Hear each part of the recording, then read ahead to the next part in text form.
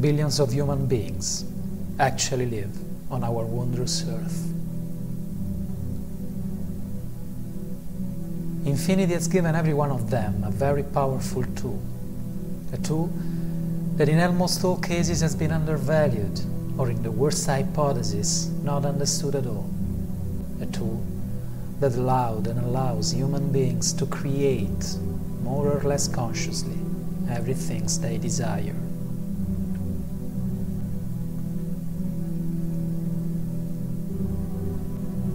The mind.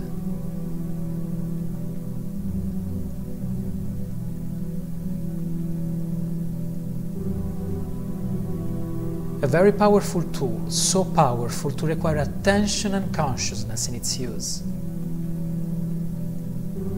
Because as it can be used to create beautiful and harmony masterpieces,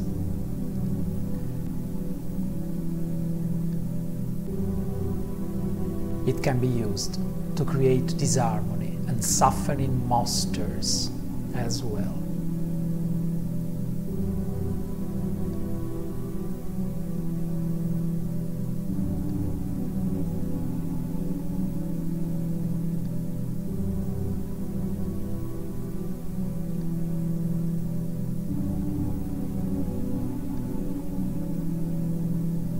The mind of human beings, our mind, is an extraordinary powerful tool, but very simple in its base functioning.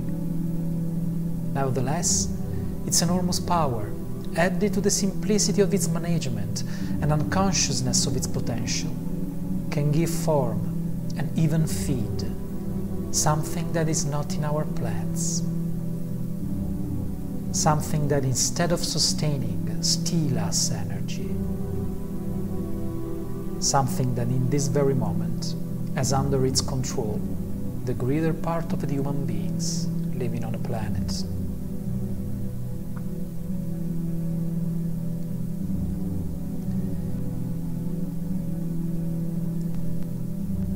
The apparently normal state of the mind of human beings' majority, at the end of their education process transmitted by their predecessors, intended as a snapshot of its activity in any given moment, is this.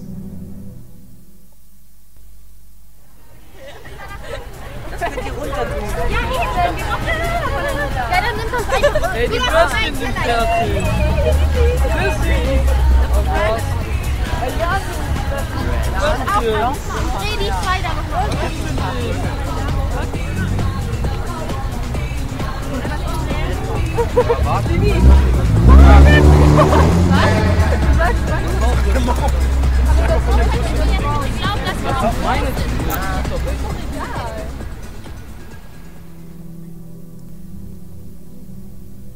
Practically every one of us, in any of our differences concerning countries, gender, age, culture, is sharing this characteristic. Everyone.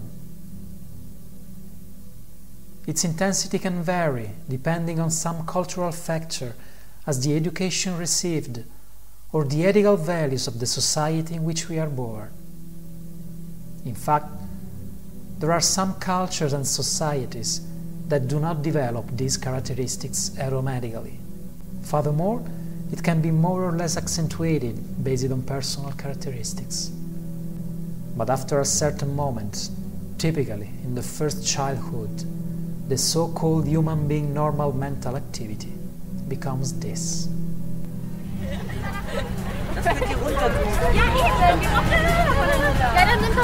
Ey, die Würstchen sind fertig. Würstchen. Dreh die zwei da noch mal.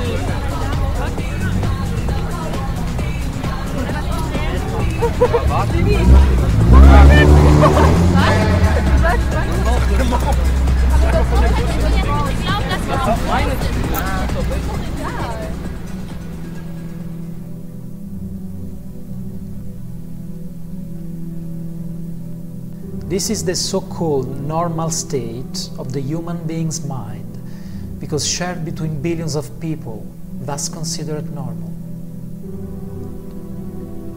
Is it possible to think lucidly in the middle of this chaos? Is it possible being able to see things with attention and clearness if inside we are in this mental state? Would you be able to listen with attention to something or someone if in the external reality you were in a place with a constant environmental noise like that? Ey, die Würstchen sind fertig. Isn't strange this confusion is fluttering in the mind of almost all human beings on this earth? Here is the first footprint on the shores of consciousness of something elusive and evasive, which acts indiscriminately on every human being in the same way. Mess. Inability to concentrate. Inconstancy.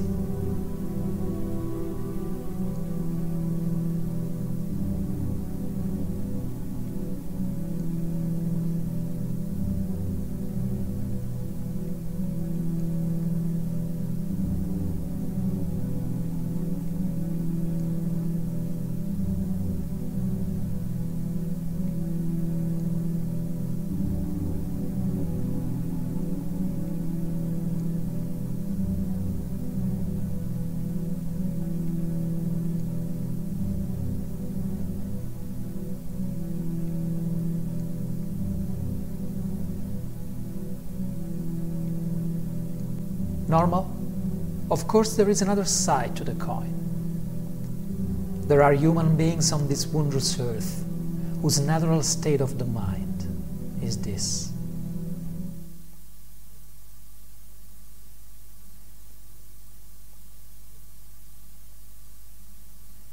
A huge space in which they perceive and celebrate in peace and joy everything that is, which allows them to think clearly, see clearly, listen carefully, and then create wonderful creations of beauty and vibrant harmony.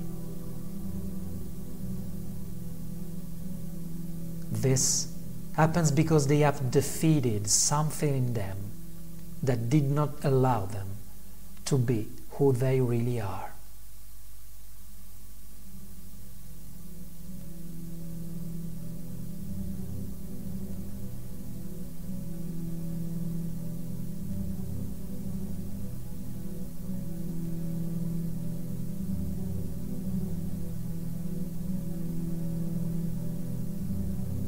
How have they achieved this result? Why they wanted it? What prevented them from reaching it?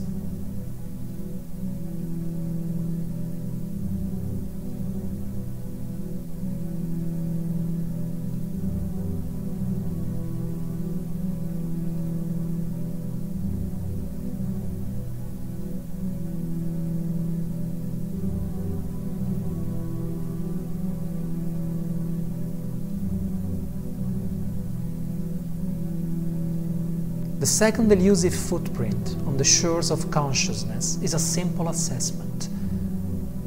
Can you stop at your wish this incessant and useless mental activity that is constantly populating your mind?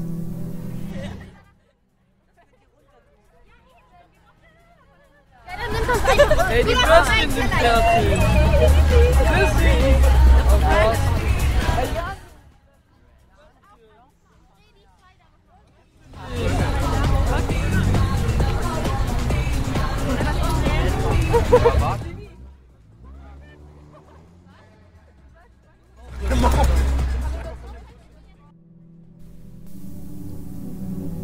You are not able to stop this unnecessary meal of the mind, if not for 2 or 3 seconds, without discreet effort.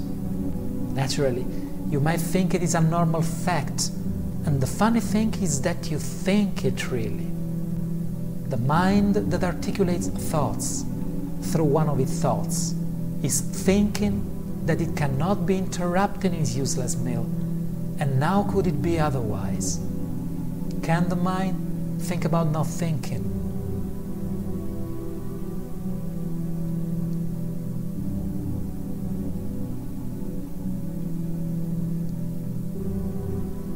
However, this simple test puts you in front of a series of indisputable facts. First, your mind is not under your control, because if it were, you would be able to stop the useless mental activity whenever you want and for as long as you want, not for just 2 or 3 seconds.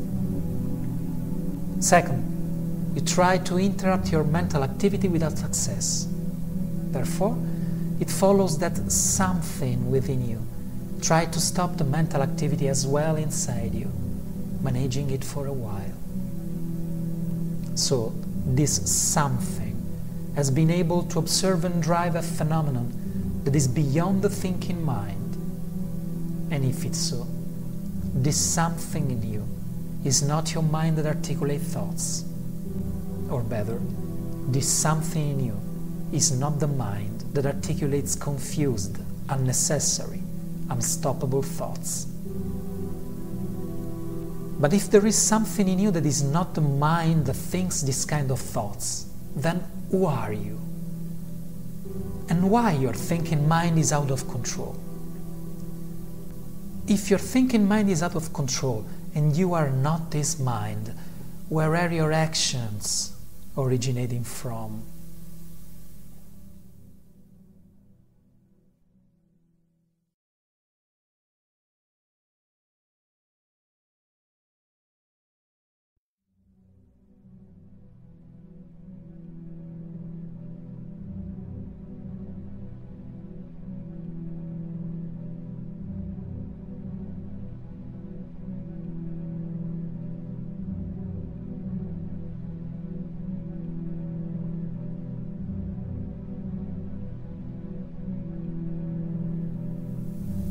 Within human beings act 2 types of mind. Actually, mind is a word that does not perfectly fit the definition of the human mechanism acting internally to evaluate and render reality. However, in this context, we will use it for convenience.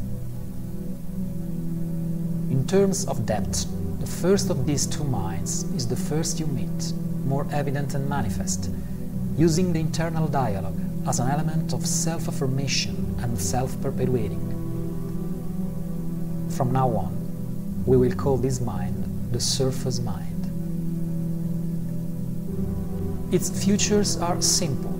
The surface mind constantly dialogues with itself, is totally focused on the past and future, rationalizing everything in terms of profit and loss from what it can understand about reality, and makes decisions based exclusively on the past experiences.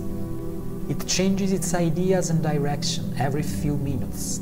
It projects anything that can be projected and computes anything that can be computed.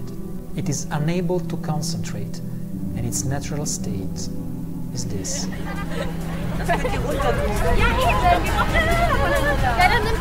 Ey, die Würstchen sind fertig.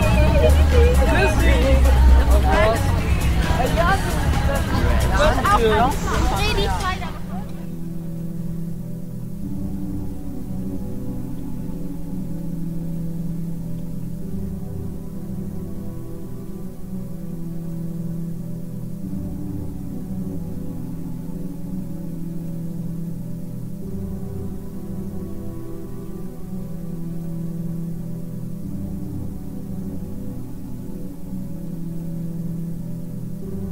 Below the surface mind, there is a more silent mind, which perceives reality without interpretation of thoughts.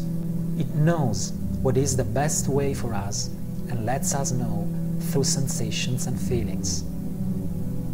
Since this mind doesn't operate through thoughts, but through an energetic assessment of the here and now, it shows us a way without relying on any calculation of profit or loss, and no expectation for a certain result.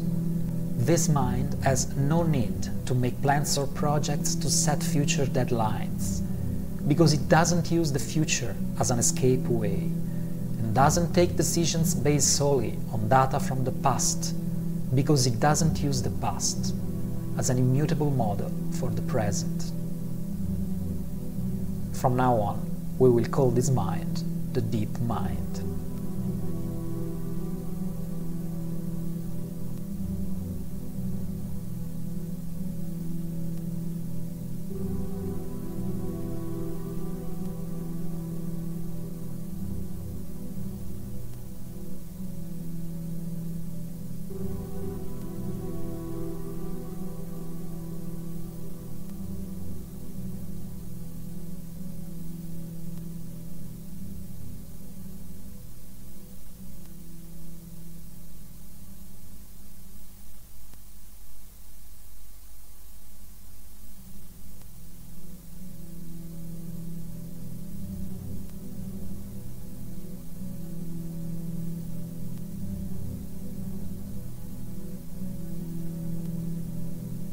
The two ways in which we interact with and interpret the reality are therefore the internal dialogue, related to the surface mind, and the sensations, the feeling, related to the deep mind. But beware, what we call sensation here does not refer to emotions, because sensation and emotion are two very different things. An emotion is usually a body's reaction to an experience or an image, or even an internal dialogue that the surface mind associates with the conditions that have caused it. This association ends quickly to mechanically trigger the same reaction of the body, the same emotion, whenever the same external conditions recurs.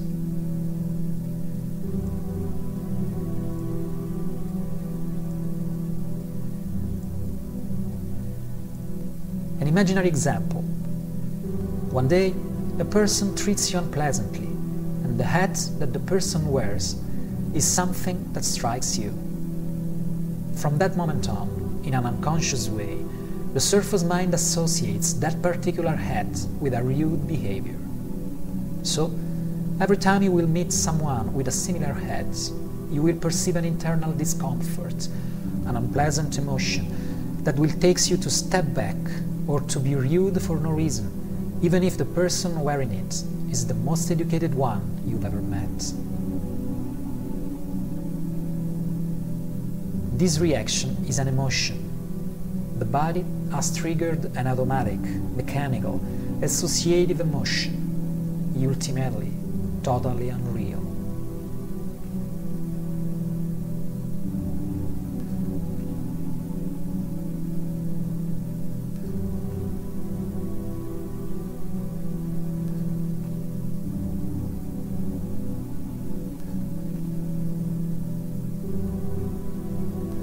The surface mind and emotions are strictly related.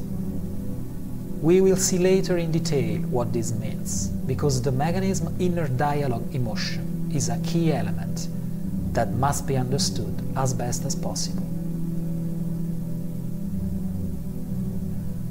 A feeling is something rather vague, like a delicate and subtle interior background that constantly communicates information about how to better interact with the energy, and therefore the reality, which surrounds us.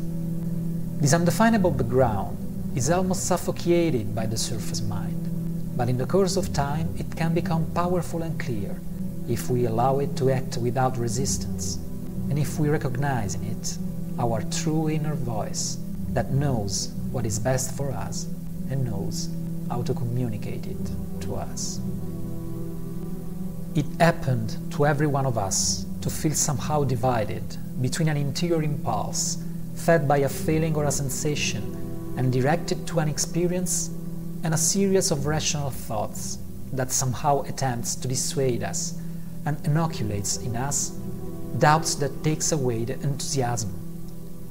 In almost all cases, even always, if we are unfamiliar with the expansion of the consciousness, the rational thought prevails on feeling, and the feeling or sentiment are rejected until they are completely off.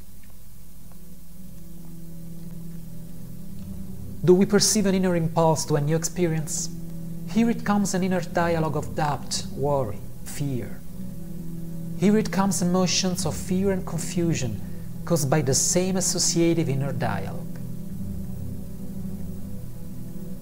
Here it comes that the new experience is postponed or removed from the possibility of its manifestation, because no one likes to feel unpleasant emotions, and the fear, the worry, can be very unpleasant if we become these emotions. So, in general, we step back to make them disappear.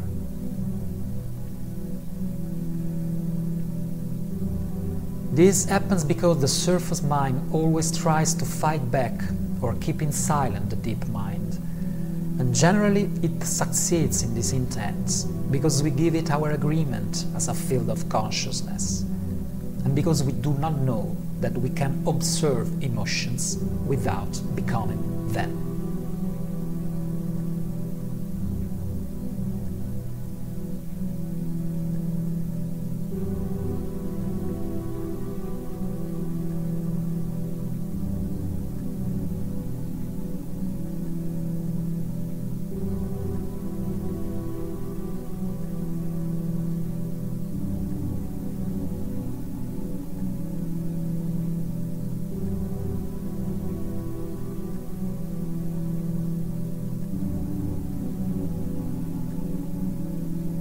This is the reason why the surface mind keeps our inner field in constant confusion, to prevent us from listening to the faint whispers of the deep mind, a listening that could lead to the end of its unopposed control over us.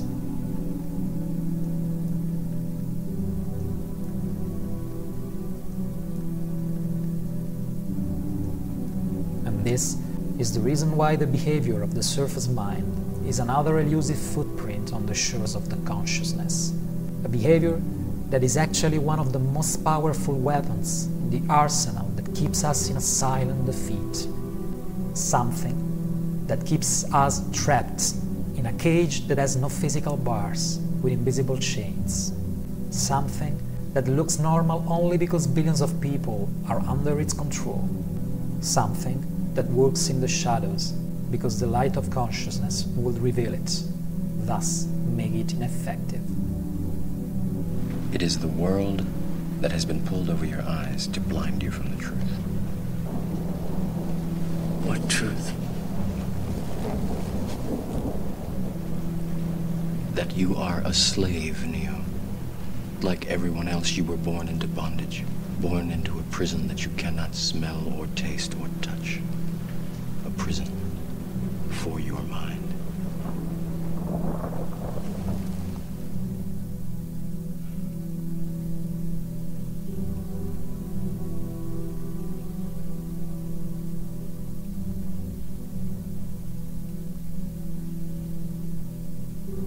Something that from now on we will call losfidante, the opponent of our consciousness.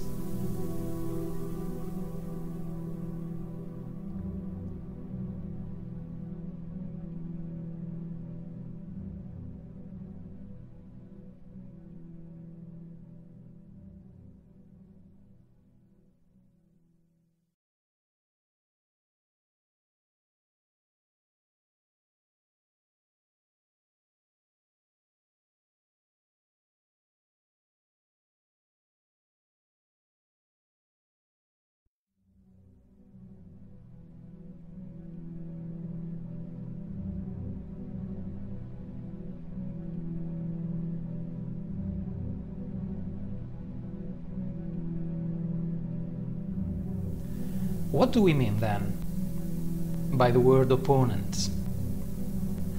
What is the opponent in our lives every day? By the word opponent, we propose to indicate a set of forces acting within the field of human consciousness, which have the aim of disempowering and keeping it in an unconscious state, identified with imaginary mental constructions. These set of forces act upon us as a conservative element, as an opposite and contrary force to our drive for evolution and expansion of consciousness. The action of contrasting by the opponent is, among other things, to prevent us from achieving his existence and then transcend and transform it into a light force.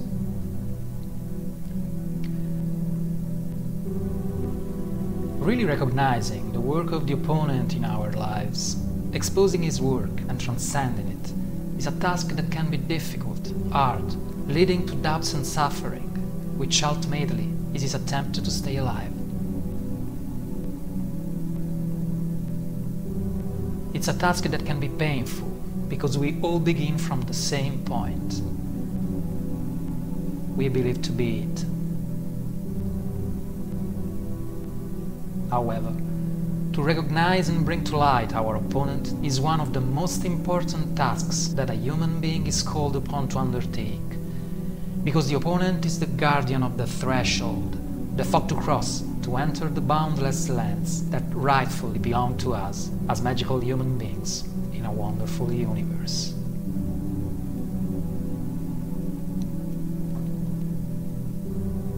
One of the main purposes of the opponent, as the word indicates, is just to challenge us, to test our ability, our will to continue on the path that leads to expansion of consciousness, without ever give up.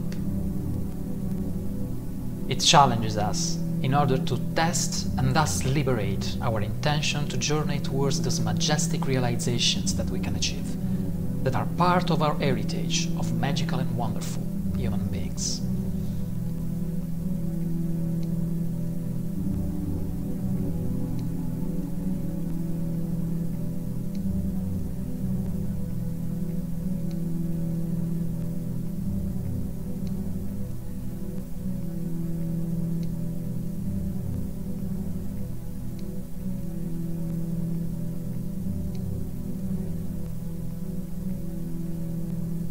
This concept of an opposing force that challenges our drive to consciousness may seem apparently bizarre, if not on the limits of credibility. Yet, this concept is well argued, described and studied in great detail in many traditions of inner research around the world.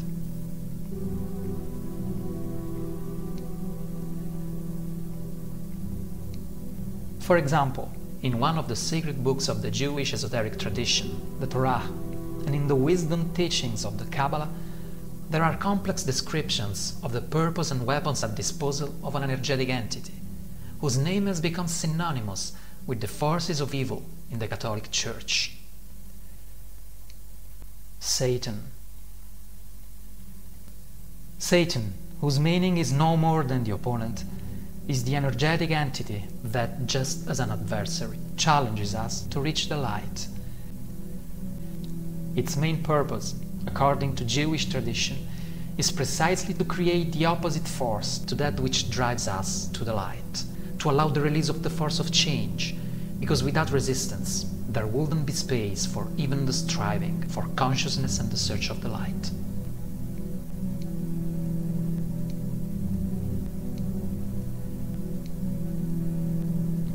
This concept may be deep, but it goes far beyond the scope of this document. What is important to highlight here is the role that the opponent for excellence in Jewish tradition, Satan, holds in the expansion of consciousness.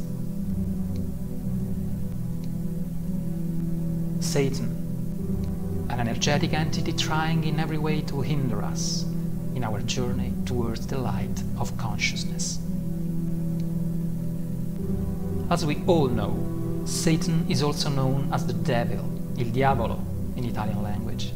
But few know that the word diavolo comes from the Latin diabolus and from the ancient Greek diabolos, meaning the one who divides. Divides what? What makes no sense in dividing. What can be controlled, only if divided.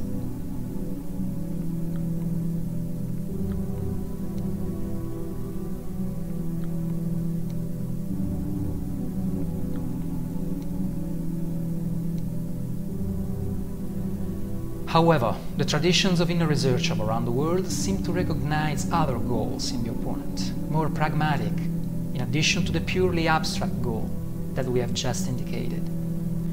One of our responsibilities as human beings is to understand and carry out with our eyes and our consciousness what all of these teachings is real, and what is only an allegory of a larger meaning. But it's good to know how the apprentices on the path of consciousness of various traditions are warned from the first, real, true confrontation that every one of them must support, the one with the illusory projection of themselves, the one with the opponent. Don Miguel Ruiz is a shaman of the Mesoamerican Toltec tradition. Born and raised in a family of healers in rural Mexico by a curandera, healer mother, and a nagual, shaman grandfather, conducts and disseminates worldwide the esoteric Toltec knowledge of his lineage. Don Miguel indicates the opponent with the name of a parasite. This is how, through his words, he describes his making and his purpose in the field of human consciousness.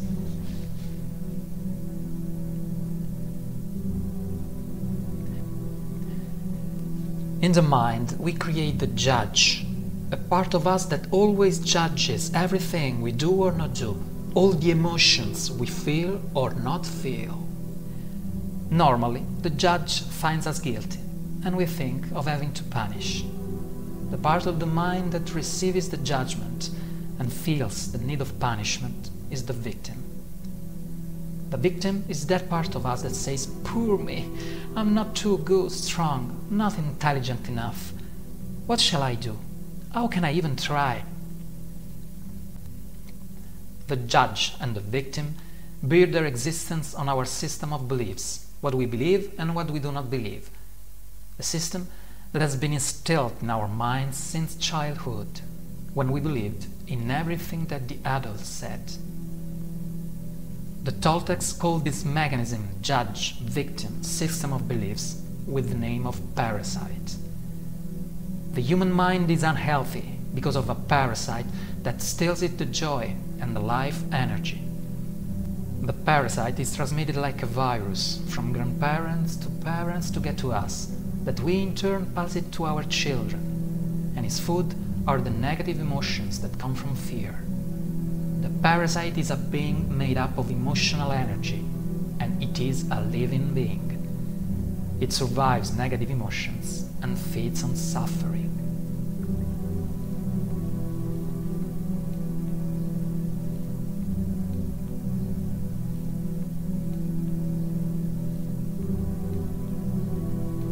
The parasite, an energetic entity that lives and feeds at the expense of another without giving anything in return.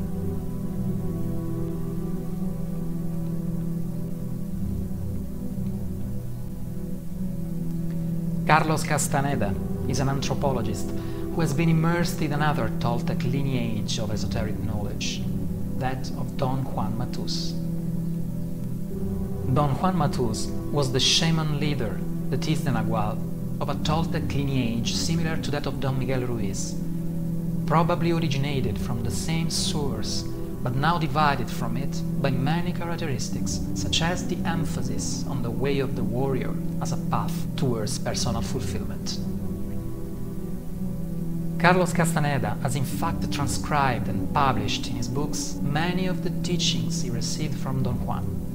Near to the end of his existence, he decided to write something that also concerns the opponent very, very closely. That's what he said in a summary of his own words. The shamans of ancient Mexico discovered something transcendental. They discovered that we have a companion who remains with us throughout life, a predator that emerges from the depth of the universe and takes the domain of our lives, and we are its prisoners. If we complain, it stifles our protests. If we try to act independently, it does not allow it. The predator has taken the upper hands over us because we are his food, his source of livelihood. It was he, the predator, to instill our belief systems, the concept of good and evil, the social customs. It was he who set our hopes and expectations, as well as the dreams of success and the parameters of failure. He gave us greed, excessive desire, and cowardice. He made us creatures of habit, egocentric and prone to complacency. Using our egocentricity, the only conscious aspect left in us, the predator creates bursts of consciousness that then proceeds ruthlessly to consume. The predator gives us futile problems to force these flare-ups to emerge, and in this way makes us survive to continue eating the fiery energy of our pseudo-concern. The ancient shamans saw the predator. They call him the volador, the flyer, because it moves at leaps into the air. Not a predicite. It's a black shadow of impenetrable darkness, jumping in the air, and then lands.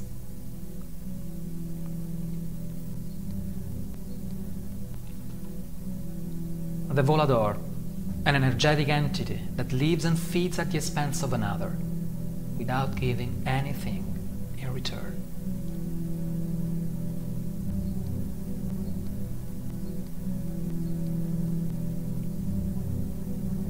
Eckhart Tolle is a man of our time, born and raised in Europe, who has gone through an experience of sudden and total awakening. Indeed, in one moment, he made the maneuver that for many of us requires years of practice and discipline before it can be dealt with. He has completely disidentified himself from illusory projection of reality created by his surface mind, and has achieved the state of consciousness in him that is an expression of what he truly is.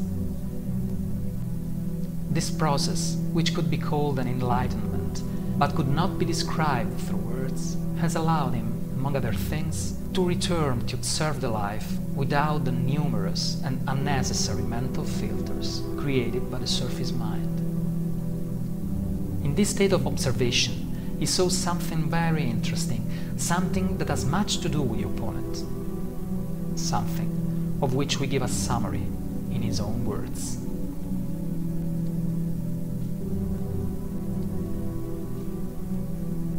The pain accumulated in your body is a negative energy field that occupies your body and mind. If you look at it as an invisible entity on its own right, you are getting quite close to the truth. It's the emotional pain body. Watch out for any sign of unhappiness in yourself, in whatever form. It may be the awakening pain body. This can take the form of irritation, impatience, a somber mood, a desire to hurt, anger, rage, depression, and need to have some drama in your relationship, and so on. The pain body wants to survive just like every other entity in existence, and it can only survive if it gets you to unconsciously identify with it. It can then rise up, take you over, become you, and live through you. It needs to get its food through you. It will feed on any experience that resonates with its own kind of energy, anything that creates further pain in whatever form. Anger, destructiveness, hatred, grief, emotional drama, violence, and even illness. Pain can only feed on pain. Once the pain body has taken you over, you want more pain, you become a victim or a perpetrator. Its survival depends on your unconscious identification with it, as well as on your unconscious fear of facing the pain that lives in you.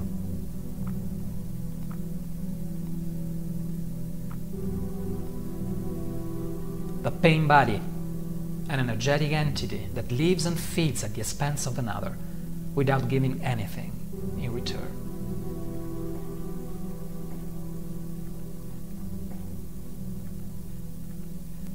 Let's summarize then what the inner research traditions in the world, which we reported a small but significant sample, seem to suggest about the existence of the opponent.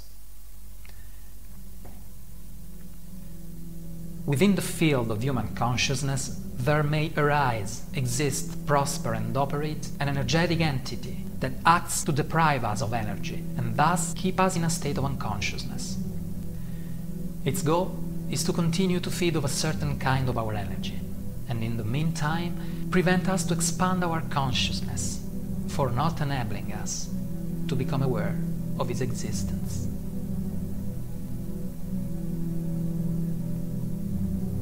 Of course, to become aware of the existence of this entity and the way it works is the first and most important step to take. It will become a natural consequence then to immediately stop creating more food and sustenance for it. Stop feeding it. It will become less and less powerful until it is completely absorbed and transformed by our consciousness.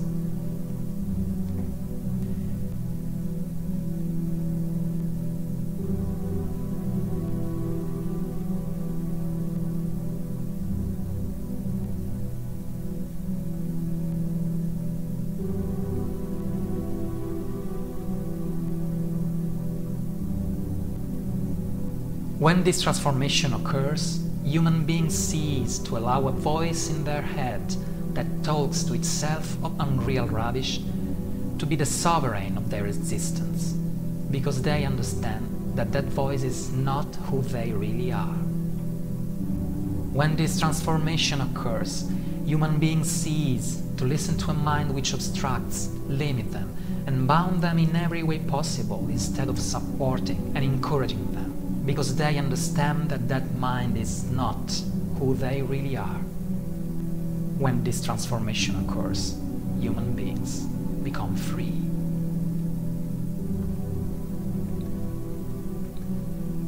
Whether it is therefore a parasite, a volador, a pain body, or the opponent, is an entirely irrelevant question, because it is not useful at all to know this on an intellectual level.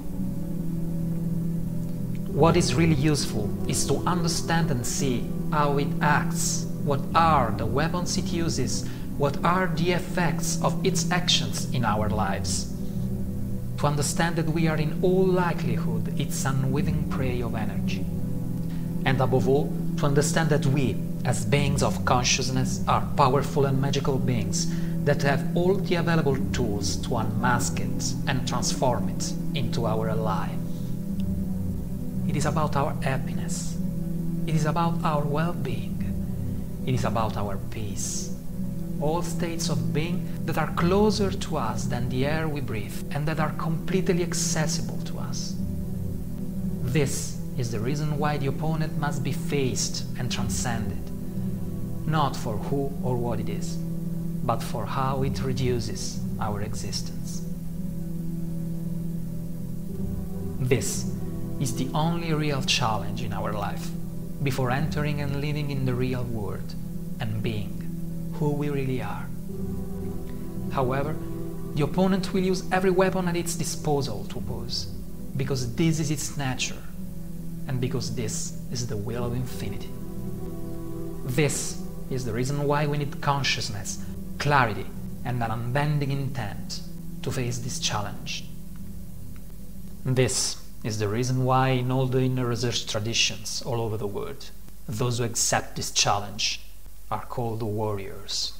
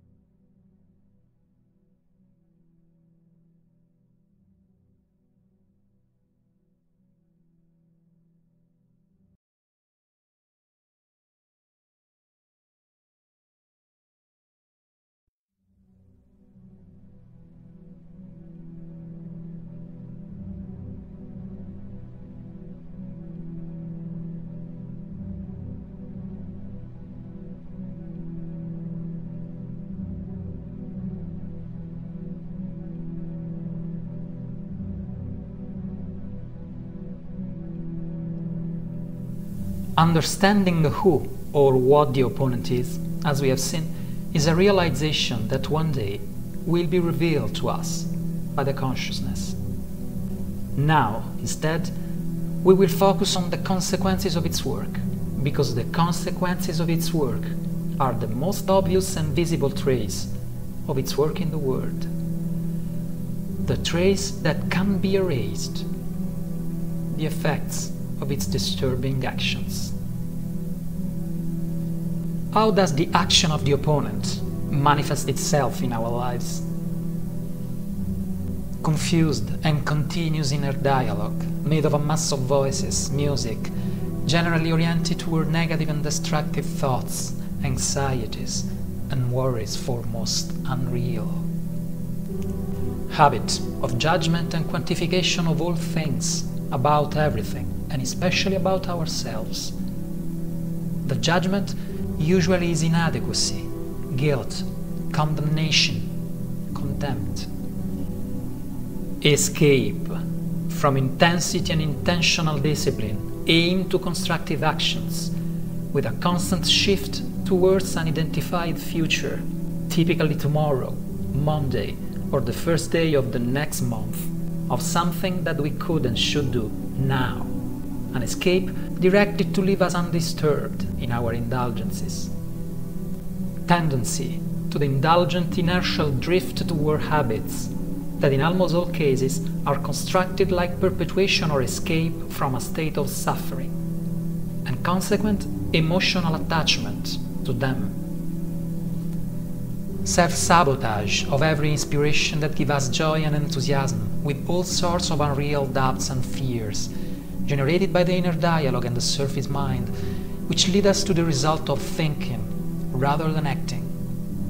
As long as we have talked so much with ourselves to turn off the inspiration. Escape from the personal and total responsibility of our life through its systematic transfer outside of ourselves, with a consequent verdict of guilty. It is his or her fault. It is the fault of this situation. It is the fault of this structure.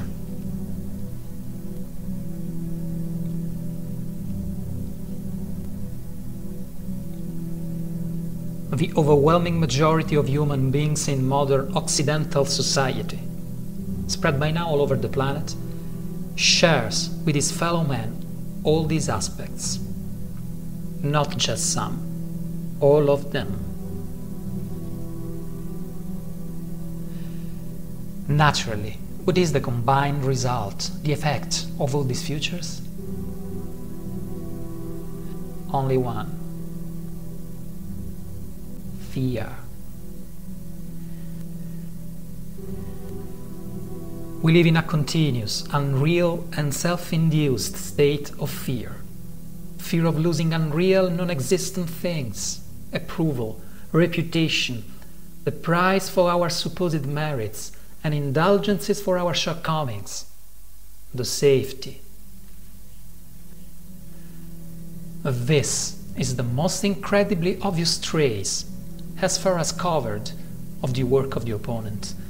We all have the same characteristics. Their effect is always misery, fear, and a discomfort that has no name.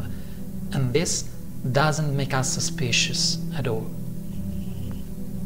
The perfection of such a scenario, of such a strategy, is demonstrated by the fact that we can't become suspicious of sharing all the same aspects with others until we don't encounter someone who doesn't have them. And in the past 1,500 years, but we can probably go back to past 3,000 years, is exactly what happened. Human beings who set themselves free are existed and always will exist. Many of them have tried to share with their fellow human beings what they had discovered, but their message has often suffered such a filtering to become considerably altered or even almost subverted. And who was the architect?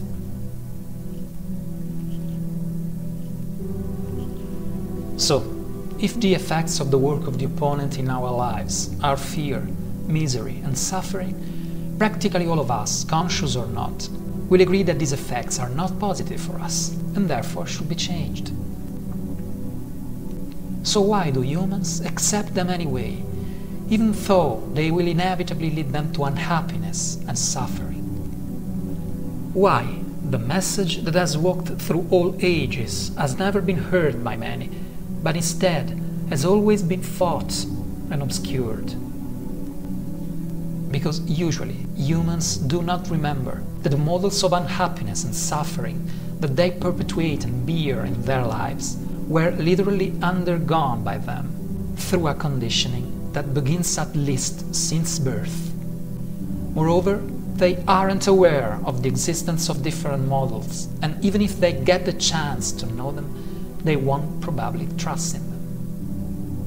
But the most important reason why we persist in misery, the masterpiece in the work of the opponent, comes from the way in which human beings interact with reality. Human beings filter all the reality through their inner mental and emotional field. By this filtering, they create an inner image of reality to which they suit to validate their perception. What did the opponent do then? It has intervened to manipulate to its advantage the part of our mind that we have unconsciously elected responsible for the interpretation of this inner image. The opponent has took the control of the surface mind. It's impossible to change until the surface mind governs our lives, because the surface mind is not an expression of who we really are, but the megaphone, so to speak, of the opponent. This is the reason why the inner dialogue is obsessively focused on our castration rather than our realization. This is the reason why whatever falls into our field of consciousness, unwittingly filtered by the surface mind, is discarded or not fed until its extinction, if only vaguely concerns the possibility of an inner awakening.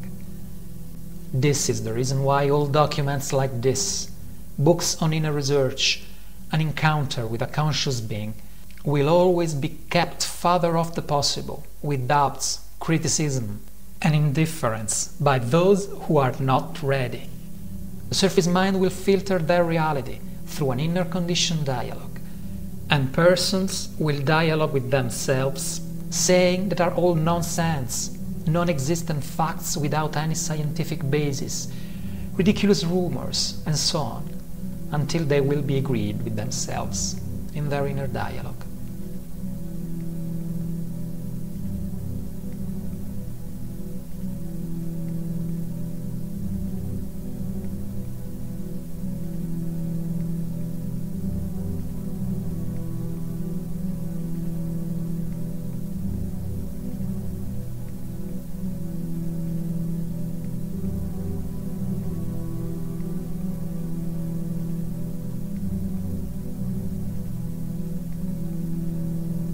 In this way, the reality cannot but conform to their faith, because this is one of the laws of our wonderful universe.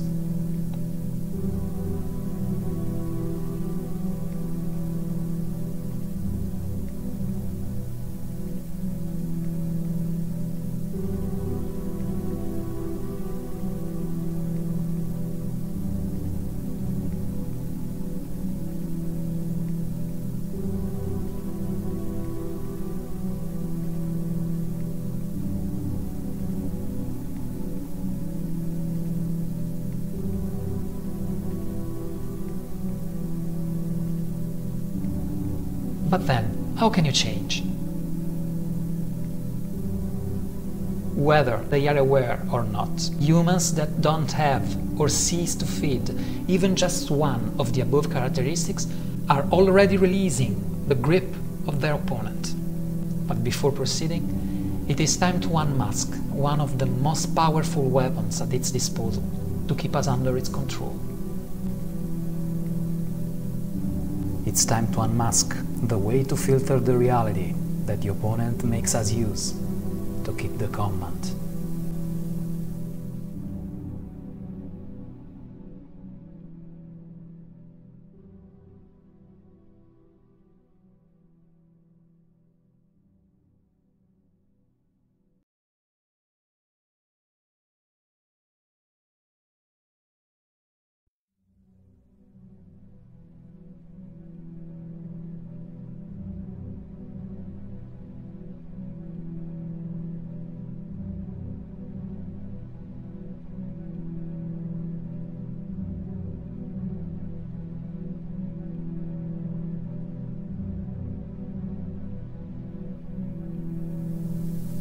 What is the reality?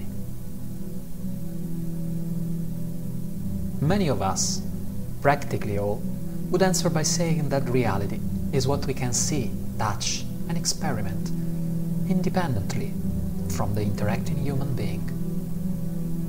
A chair is a chair for everyone, existing regardless of who is watching.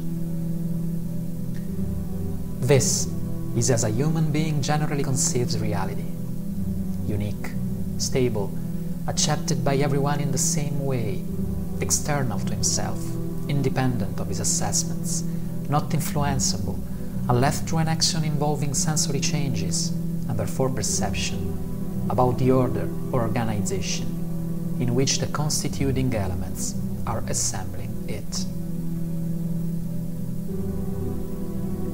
What may be experienced by anyone at any time and in the same way through the five senses is reality.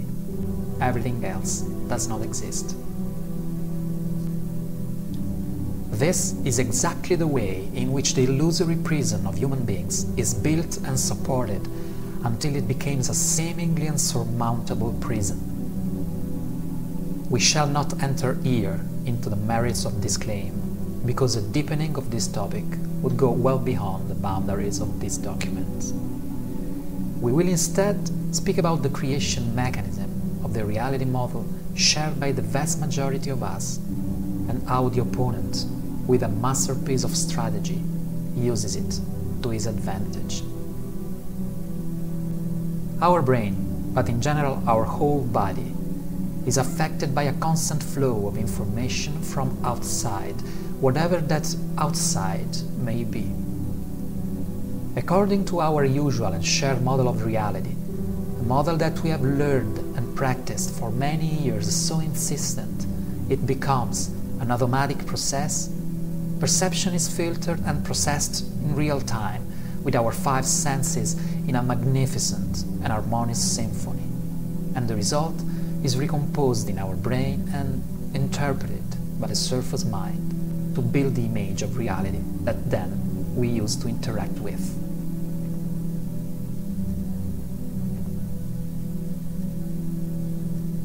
The drawback is that it should not be the surface mind, but the deep mind having to make this interpretation, with the surface mind as an assistant, because one of the goals of the deep mind is just that: interpretation of the reality through a fluid and harmonious point of view with the energy that is reaching our field of consciousness. The surface mind is a wonderful gift. It aims to assist and support the deep mind, for example, by making available information related to past experiences in order to protect ourselves, or translating insights and thoughts from the realms of higher consciousness into verbal terms in precise projects, also including writing, arithmetic and math processing, which are tools available and congenial to it. Concepts that are expressed, for example, even in the teachings of Jewish Kabbalah.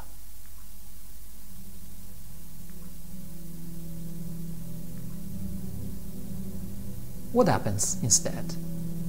The surface mind puts itself between and performs a task not belonging to it and not able to do: the reality perception interpretation. How, therefore, is the reality assembled? Indeed, through the surface mind, but mainly through the tool routinely used by the surface mind when it's not in control: the inner conditional dialogue. As soon as the inner conditional dialogue, all at an astounding rate, interprets reality, is transforming it accordingly to a very simple scheme. If what is assembling is a repetition of a past experience, it searches in its database a similar experience, and when it is found, it is assigned to a corresponding label. A chair, oh yes, a chair, like that million chairs that I have already seen. A man wearing a hat, oh yes, a bad and rude man. If what is assembling is not a repetition of a past experience, there are two possible ways. if it is interpreted as a strong threat to the stability of the inner structures of interpretation and construction of the known, or if it exceeds the boundaries of what is deemed possible, is removed, suspended, or cancelled. If it is not interpreted as a threat or as something impossible, it's amended to make it suitable for a past similar model.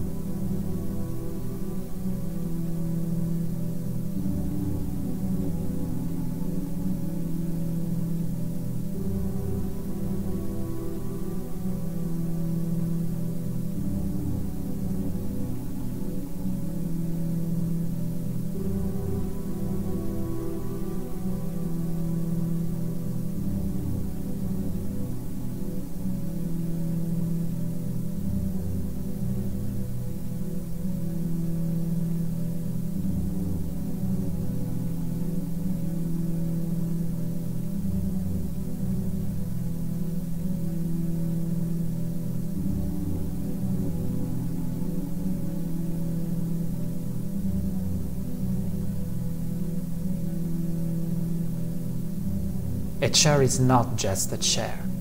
Each chair is a miracle, a molecular dance of light, but a surface mind can never see it, because it simply is not suitable for this purpose. A chair becomes just a chair when the surface mind has interpreted and categorized it as being part of the chair's category, a known and non-threatening object, at least until someone makes the decision to throw it against us. But what has brought surface mind in a role that does not belong to it? We, of course, because we are always the ones deciding. Only we decided in a forced manner and without a fair and informed assessment. We have suffered this decision with the pressure in which we have been experiencing since our birth. The reality interpretation is made so by the surface mind through its inner dialogue, and it is here that the opponents come into action. Typically, the inner dialogue is continuously active and focused on idiotic groupings that remain always on, like a radio. I go to visit my aunt in Nebraska. Nebraska mountains. Beautiful snow in winter. By the way, I should organize the next ski holiday, because it's time. And now I have to buy new skis. Oh yes, that shop in the downtown. And so on, by idiocy through idiocy, our whole existence. This inconclusive flow, made by many voices, speaking each other's and even fighting amongst themselves, is indeed one of the main instruments of control of our consciousness used by the opponent. This inconclusive flow of inner words is the opponent's voice.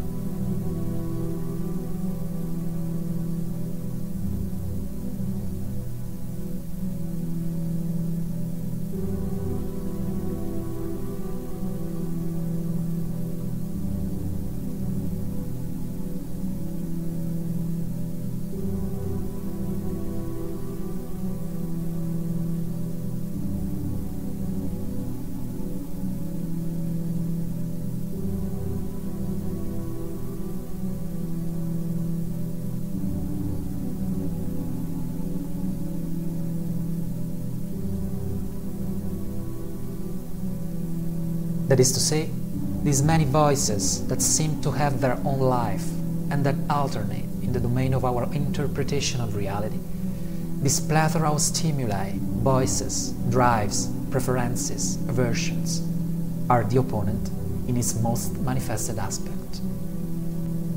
One moment, a voice urges us towards a direction. 5 seconds later, we change our mind. 10 seconds later, we see our friend and we are happy. 15 seconds later, we cannot wait to live.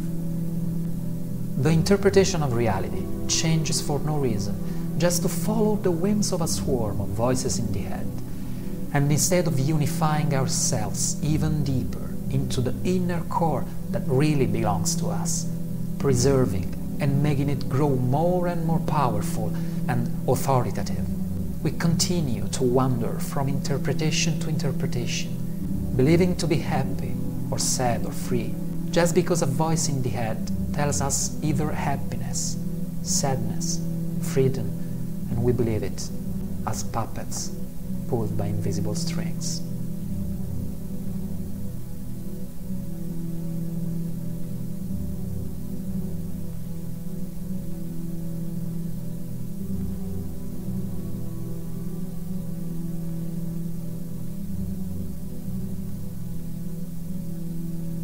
That's why we can say that the opponent has placed under its control the surface mind and uses it to his advantage.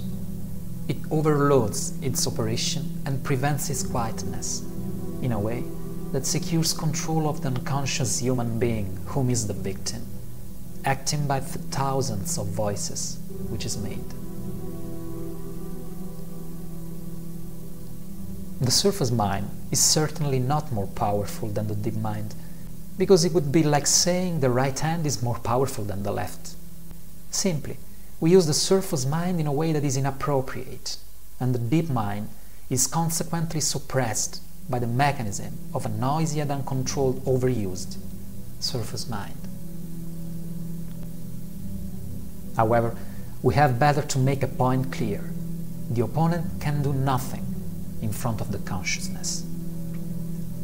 The opponent succeeds in its attempt to put under control the surface mind of a human being because the person does not know what is going on and therefore cannot prevent it.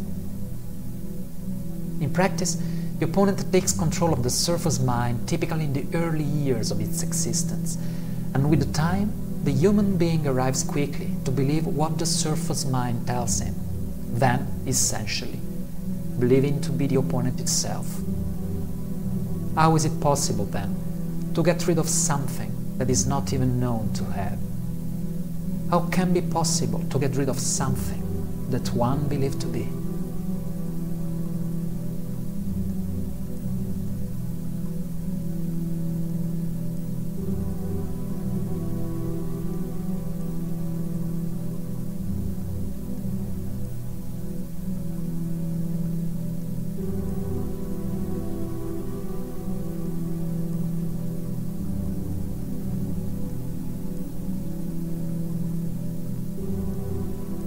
A scenario that might be terrible to expose, having believed for years to be something that in reality we are not. And this awareness often coincides with the entrance in what many researchers call the night of the soul. Flashes of fear touch our inner field when the structures on which we had built the reality that we thought were so stable, untouchable and eternal, swaying menacingly under the pressure of truth. However, there is nothing, really nothing, to fear of.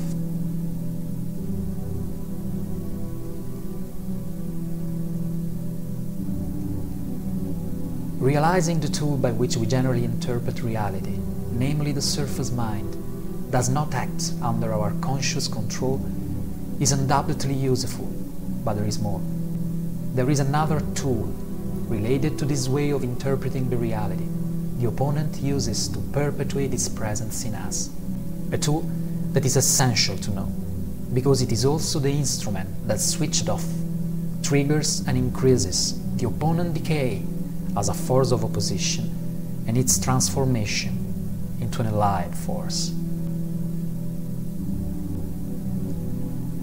Many inner research traditions whisper us this is the main instrument on which the opponent is nourished by our energy, like a parasite. And if this is the main way in which it feeds, what then will happen turning it off?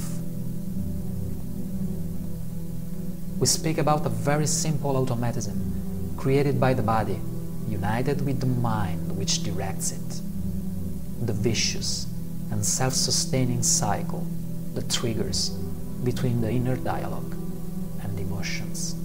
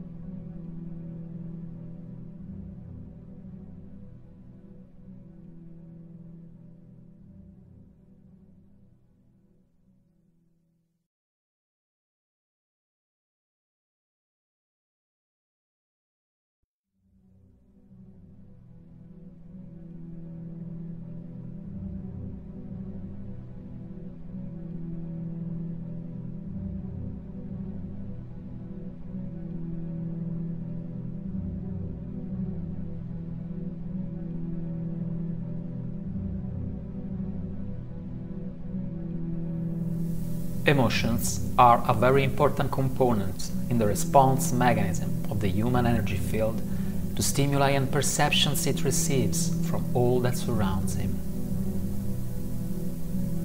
An emotion, as we all can witness and experience, produces immediate effects on our physical body and can change almost instantly our response behavior, which is adapting quickly to the most known and experienced way, able to bring into balance our whole energy system.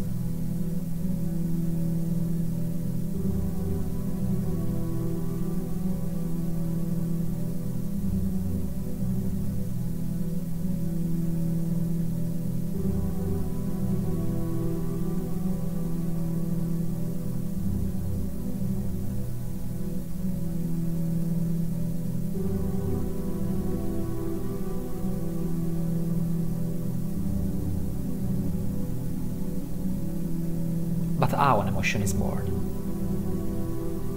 An emotion is basically an alteration in the body that occurs through the production and release of hormones and neurotransmitters into the various connection systems of our body. This change, this stimulation, is immediately captured by our perceptual mechanisms. Then it is interpreted as a response to a particular external situation that have caused in ourselves this reaction.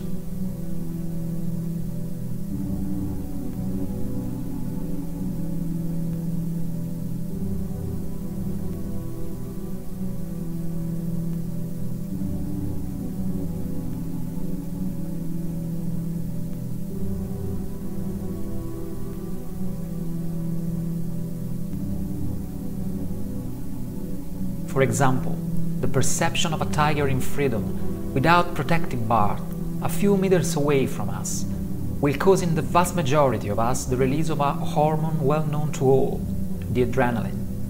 And this release will cause the resulting interpretation of our perceptual mechanism that will associate this feeling with a precise pattern that is called fear.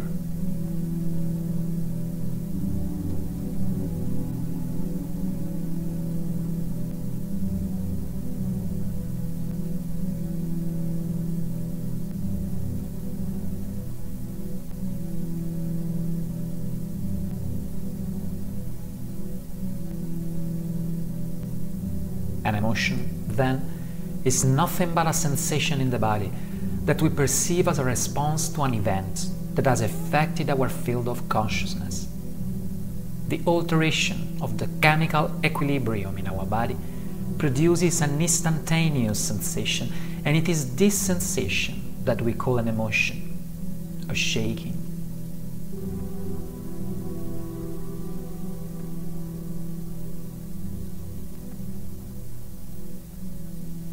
What intervenes to give meaning, to interpret the emotion we are feeling?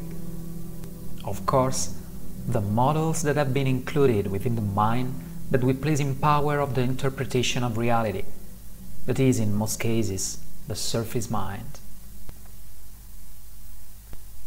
If we do not give a name to what we are feeling, the emotion would be felt only as a sensation in the body, that born would have its peak and then decline to disappear fairly quickly.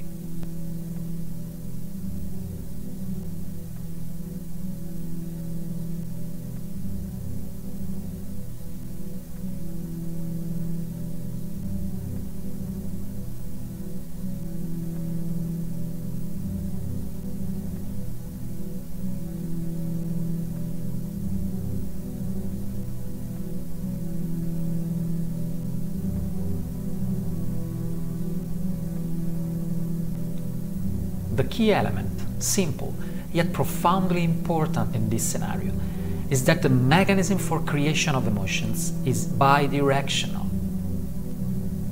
Emotions can also be created in the absence of a real external stimulus, focusing our imaginative capacity and consequently our attention on something that will be a catalyst. If you activate an internal image as a catalyst and maintain it long enough, the physical body will be flooded with emotions associated with it, as if this picture was really going on.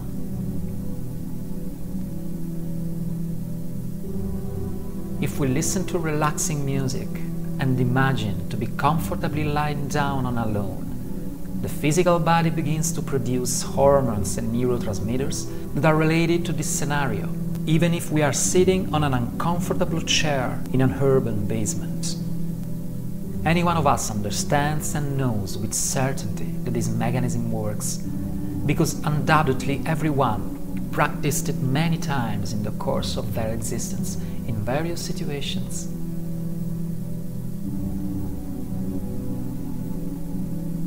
And in this simple, automatic, normal human behavior engages one of the tactical masterpieces of the opponent to perpetuate itself and its control over us, in a way that perhaps you already begin to realize.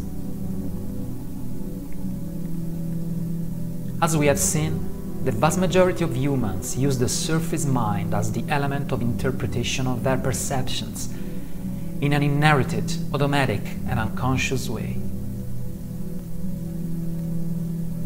The control mechanism of the generation and interpretation of emotions is then run by the surface mind because it was unconsciously put at the helm of the interpretation of perceptions. The surface mind is generally under the control of the opponent. That is to say, it is focused on very specific thought patterns that we have already seen.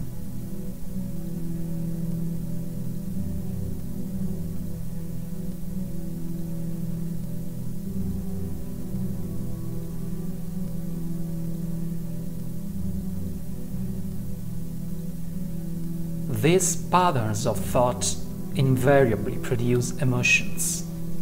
Emotions that are saturating our beautiful planet Earth and all its inhabitants for millennia.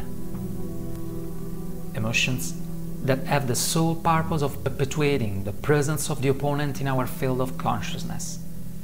Emotions that are based on unrealistic assumptions that have no connection with our well-being and with what we really are. Emotions that are all related to a fundamental emotion, fear.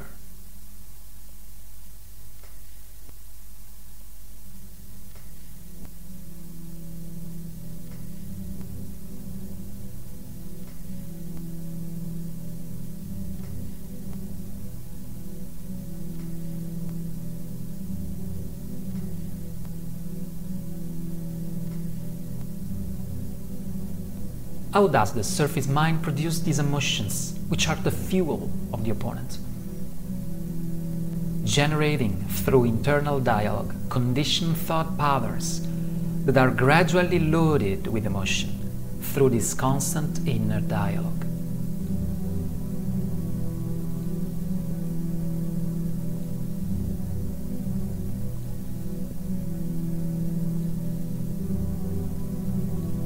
This is the main weapon of attack and control of the opponent for the human field of consciousness. It is perhaps its only chance to get us through deception, to create something that is exclusively to its advantage. It gets us asleep through overfeeding and conditioned use of the surface mind, in order to enter our field of consciousness and manipulate it for its own purposes by making us believe we are it.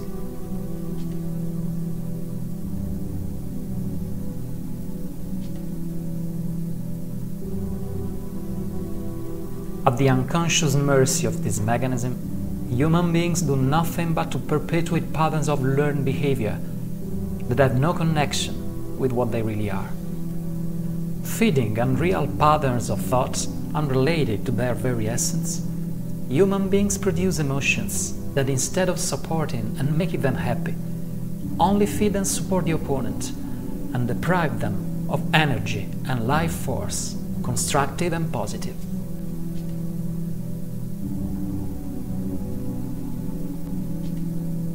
Following the surface mind, which is made of thousands of voices that are not theirs, human beings act in the world, living a life that is not theirs, acting as they really are not, at the mercy of the opponent, without having the slightest suspicion.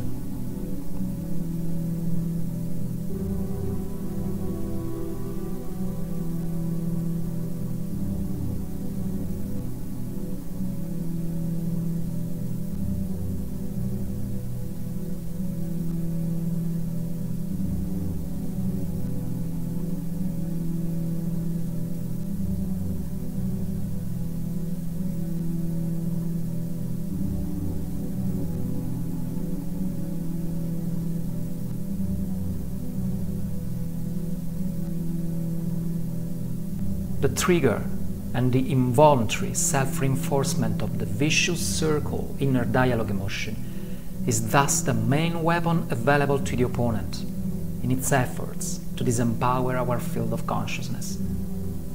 Now, we descend further into the details of this process in order to become more aware of how we are skillfully manipulated.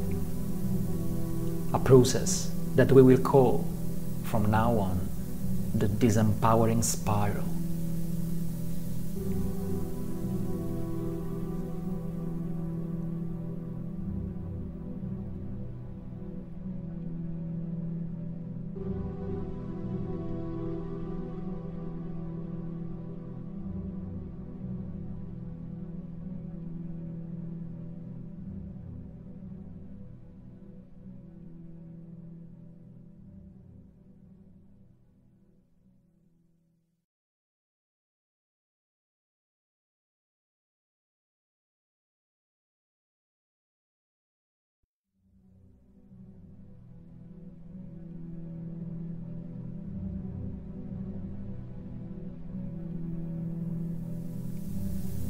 Everything starts with a thought that appears within our field of consciousness.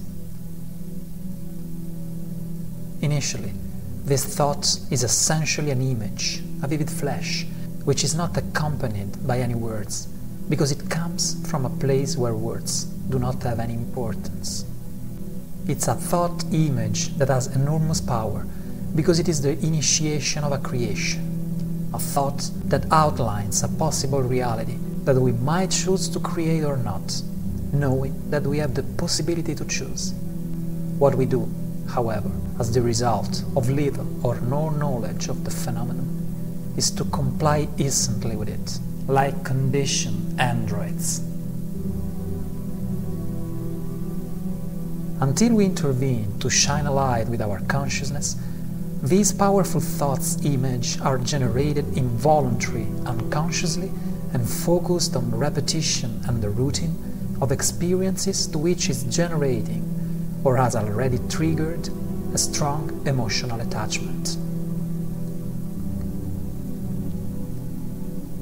These experiences will become habits, and habits will become emotional addiction, that is, the primary support of the opponent, and one of the primary means of our energetic and vital disempowerment.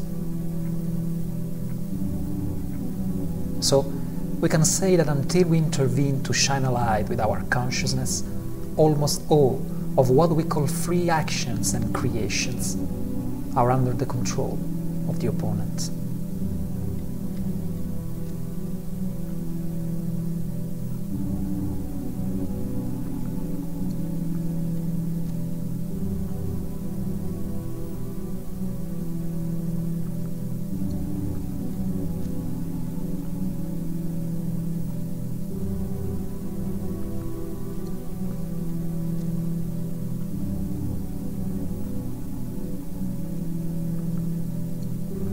It is simple to discover the evidence of an emotional addiction rooted into habits.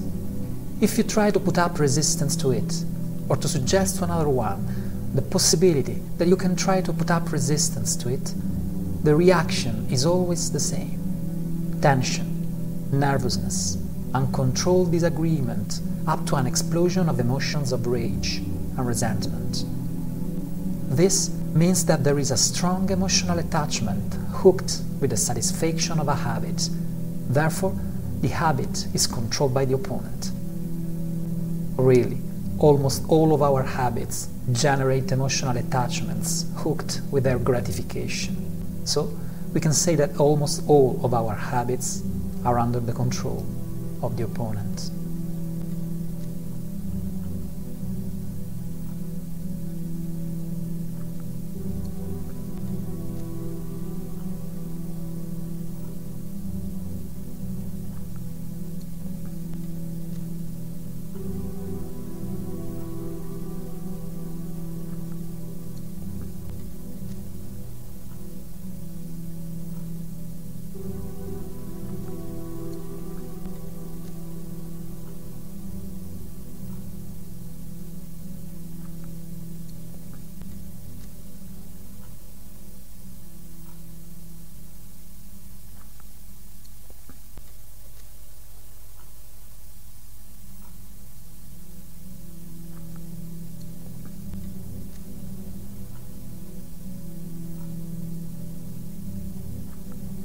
Once the opponent has generated in us a thought image to create a reality that is positive for it, it triggers the disempowering spiral.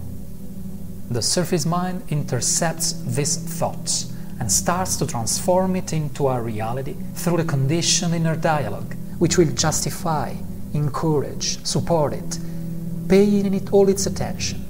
That is to say, it will be fixated on this thought, a behavior that is very easy to find in ourselves, but also in other human beings, and in locutions of common use, as become fixated or obsessed and similar.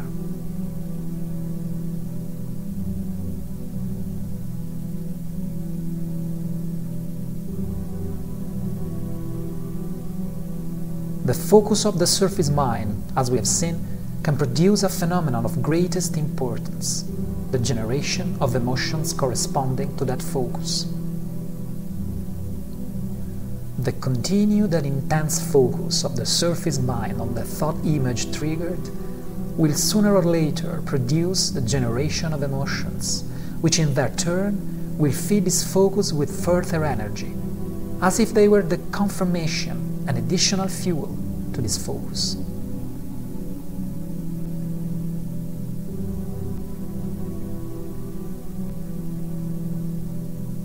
Thus, the process of disempowering spiral will load up the thought image with so much emotional energy to literally force the person who is experiencing it to act in order to manifest it. The circle closes. The thought image is manifested into reality.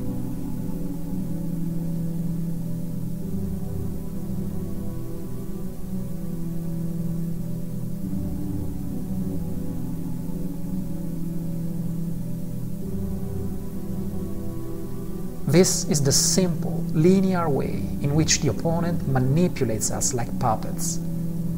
This is the way in which, more or less consciously, we destroy our existence.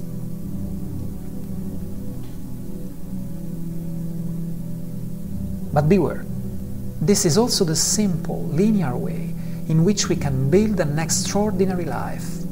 The only difference is the choice of the thought image to trigger. Either we choose it, or the opponent will.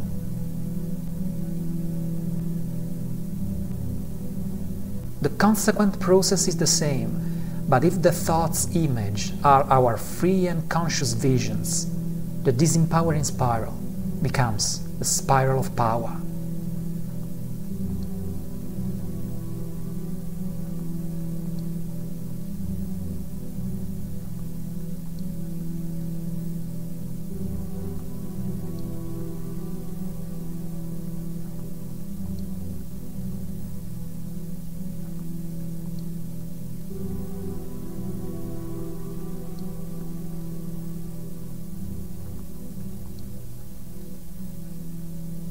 To make this process clearer, here is an example of how it works in a real-life situation that unfortunately many of us face daily. It's an example situation, like many others we could find and see at work in the lives of human beings. A situation that shows us, sometimes ruthlessly, an abstract underlying principle. Any human activity that is filled with emotional energy of attachment to its satisfaction is driven by the opponent to its exclusive advantage.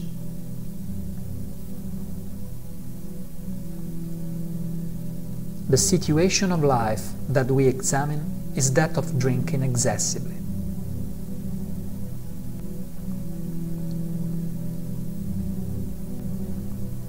Here, we are immersed in our daily activities, relatively calm and without any worries. Suddenly, without warning and without reason, a thought image arises inside our field of consciousness. A thought image related to drinking an alcoholic beverage.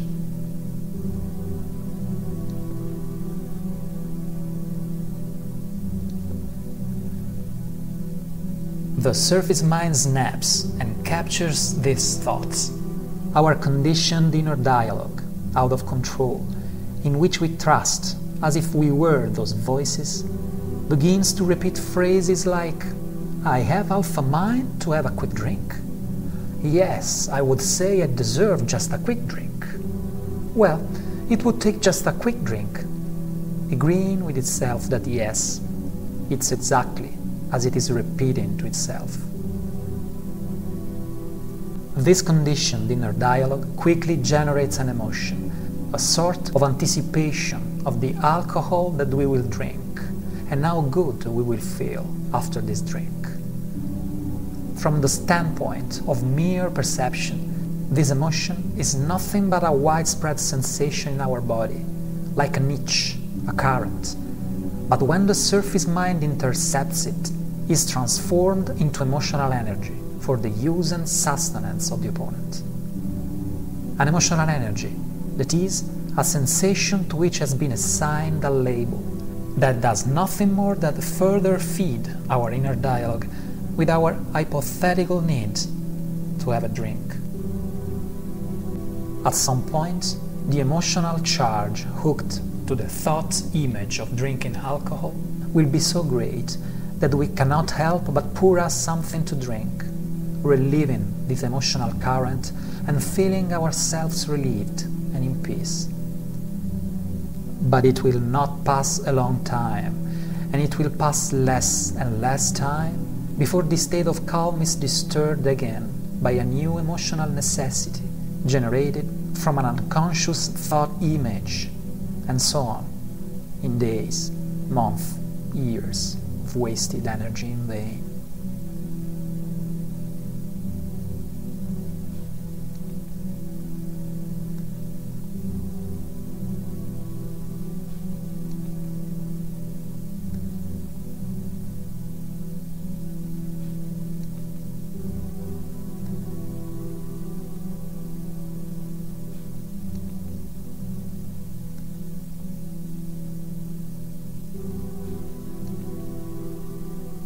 Emotional addictions like this exist in enormous quantities without having the need to report them here. They can be very hard to overcome because the amount of emotional involvement in them is so great to deeply obscure the mind of their victims, especially once they're triggered. Moreover, the prolonged satisfaction of these addictions will inevitably alter also the balance of the physical body, which will progressively develop more receptors of the substances it receives into its circulation, to the detriment of others, which receives less or by no means, and instead should receive almost daily for its vitality and well-being.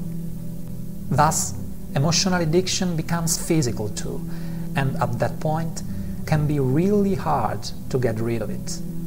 In quiet moments, it seems to us to be able to cope with it without any problems.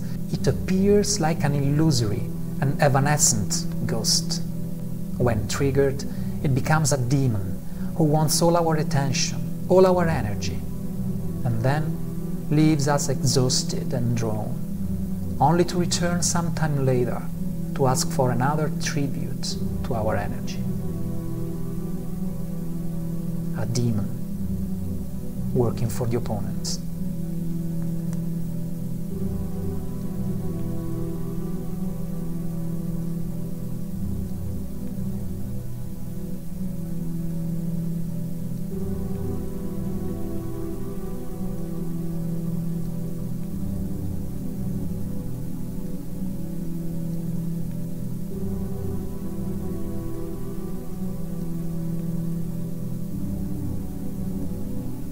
But then, should we deprive ourselves of all so as not to fall into the trap of the opponent?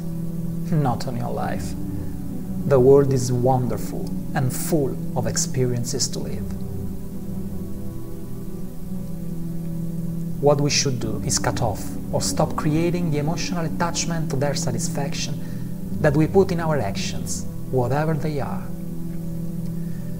Deprived of emotional attachment to their satisfaction, the actions will not generate addictions, and the opponent will be cut off by the main, if not the sole, source of energy support that it uses to perpetuate itself against us, like a parasite.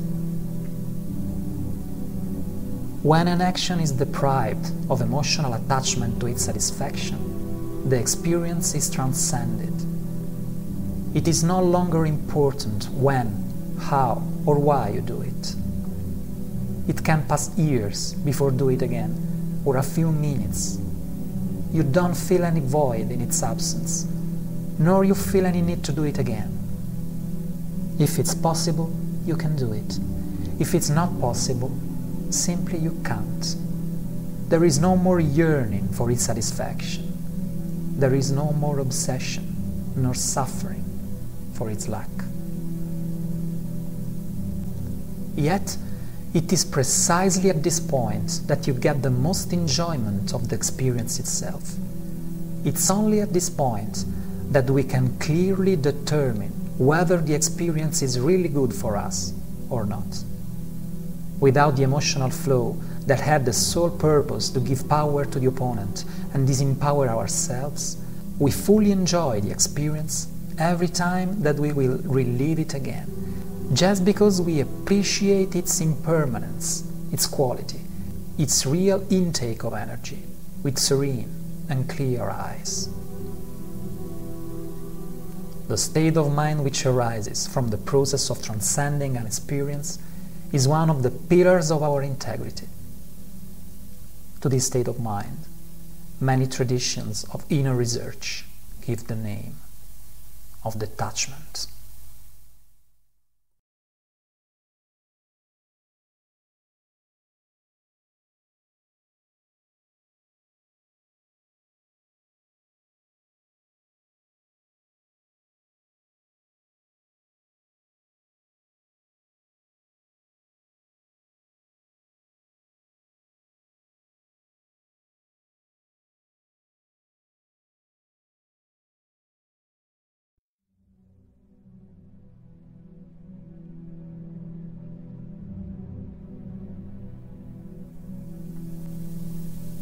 The ways in which the opponent intervenes in a field of human consciousness are two: attack and concealment. The attack is the active phase of the opponent. It is the time at which it triggers our inner demons, keeping us in chains. This is the phase it uses to energetically support itself, to feed, according to the Toltec tradition. The main weapon, the most obvious and probably the only one it owns, having proven effectiveness, is the use of the disempowering spiral, led up to the point where we generate a large amount of emotional energy of attachment to the thought image triggered. An emotional energy about an almost uncontrollable need, an addiction, in fact.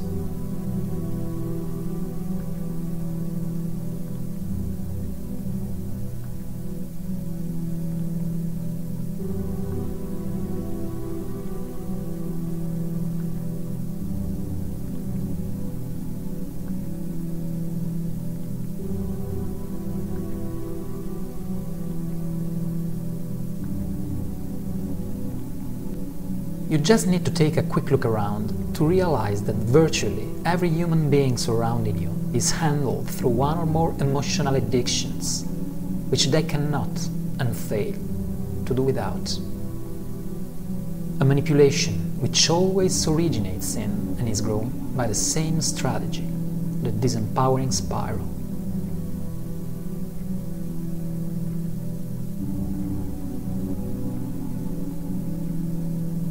However, look at yourself. Maybe the look will be less rapid than what is necessary to find the speck in your fellow human being, but you may still find something that simulates an emotional addiction.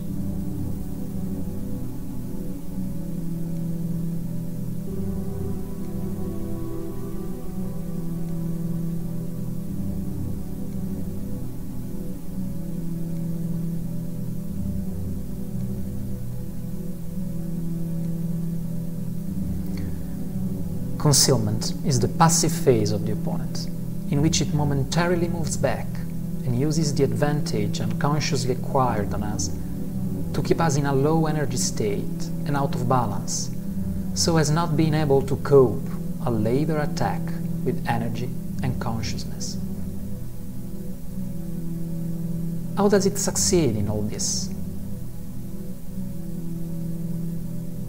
Through overfeeding the surface mind with a useless tangle of thoughts that will produce low energy emotions and moods, such as anger, jealousy, envy, resentment, concern, and similar, all shades to the same emotion.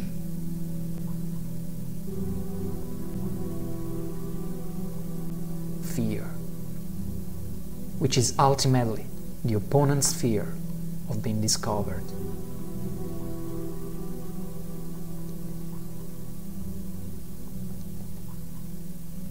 Thoughts that are facing automatically, changeable, erratic, contradictory, which trap us in a very simple way.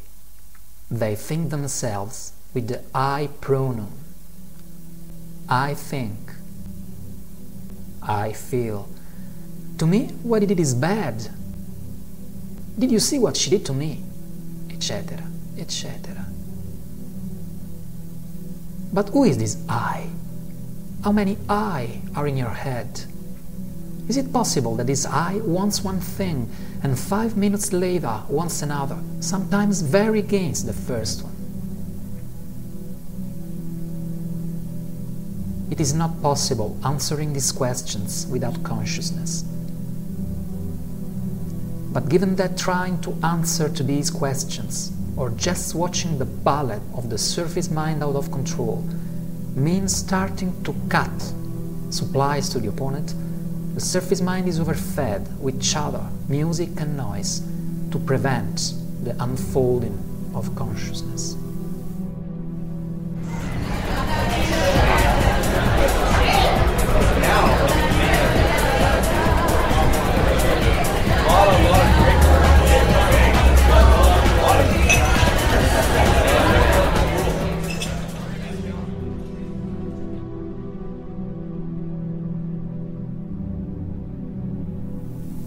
In the end, what happens in our lives, leaving the opponent continuing in its work of suggestion and control of the field of human consciousness?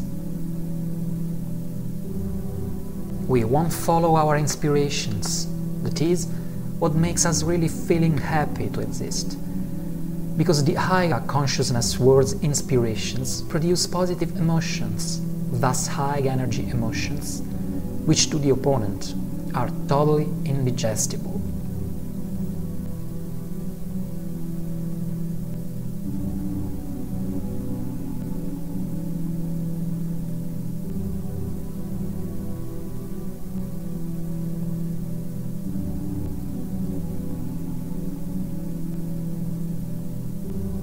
We will oppose resistance to changes and will not accept those that cannot be avoided, because for the opponent, every change is a risk of being discovered.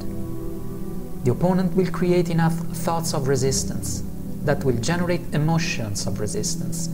So, as well as doing everything possible to prevent the serene acceptance of change, we will support the opponent with low-energy emotions created by the futile resistance to what cannot be avoided.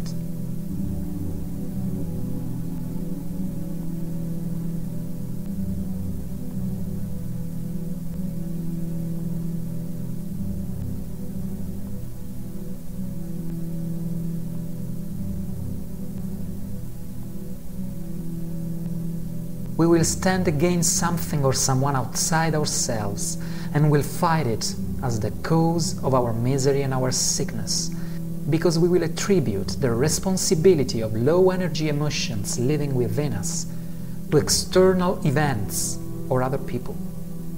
But a simple and aware gaze is enough to realize that everything existing in our life was created and is being maintained only by us. And we are the only and sole responsible for that.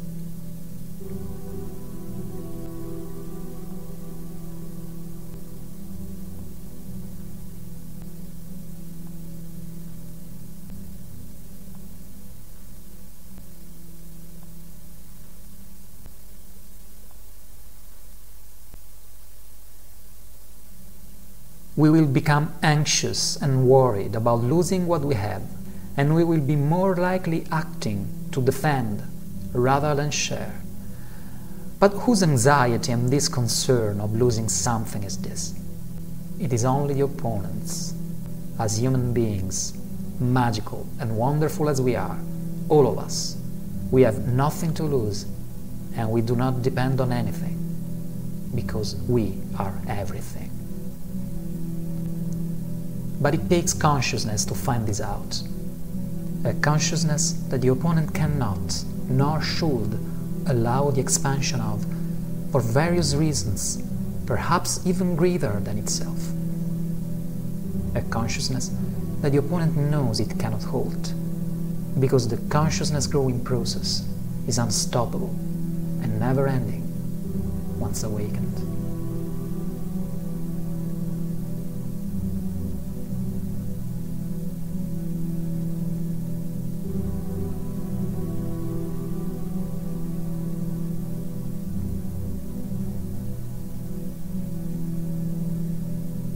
We won't have equilibrium in the care of ourselves, but will remain emotionally attached to habits and situations that stop us instead of freeing us.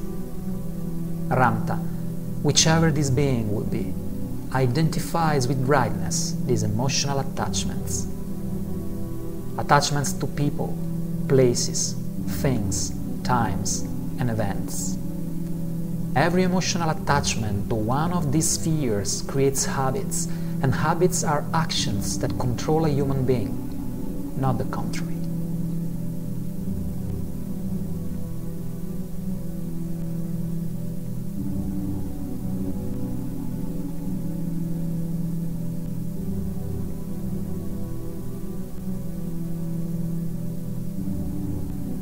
We will live in our mind and its illusory creations rather than the reality of what happens in the present moment. Where is the totality of ourselves now? In the vast majority of cases, it's in the assumptions and presuppositions of the surface mind, even while we are acting. Thus, in one of the opponent's induced overfeeding aspects of surface mind.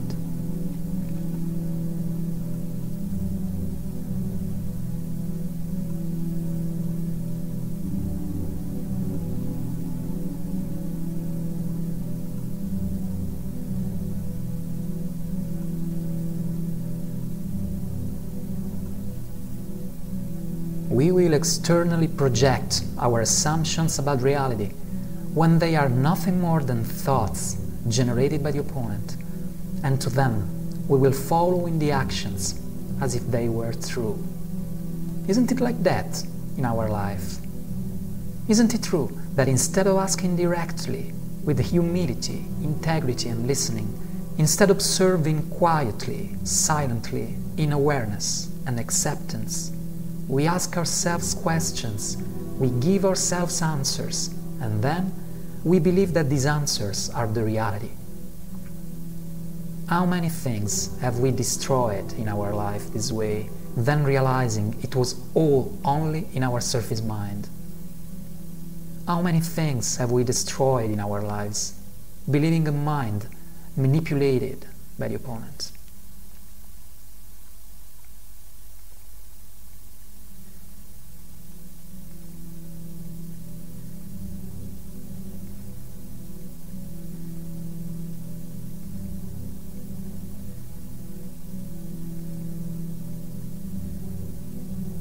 We will separate more and more from other human beings and from life in its totality, for fear of suffering, to lose what we have, to not be able to defend ourselves from assaults by others. So we will create, or will become part, or we will end up in groups of us against them, built primarily for defense something unreal from something else equally unreal on the other side, something that death will sweep away as leaves on trees in autumn. There is no us against them. Aren't them perhaps human beings caught in the same illusion, manifested in another form? And if so, what is the difference between us and them?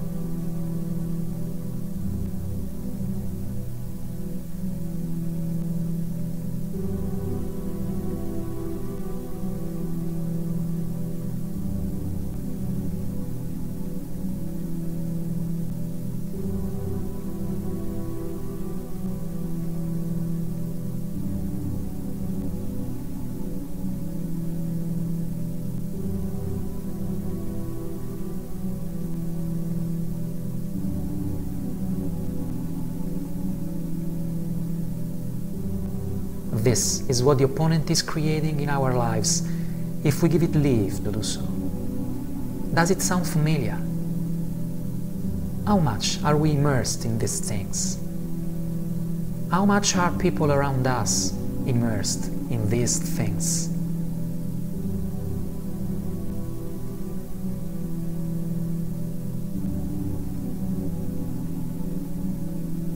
At the end, what the opponent is creating in our lives, if we give it leave to do so, can be summed up in one single word: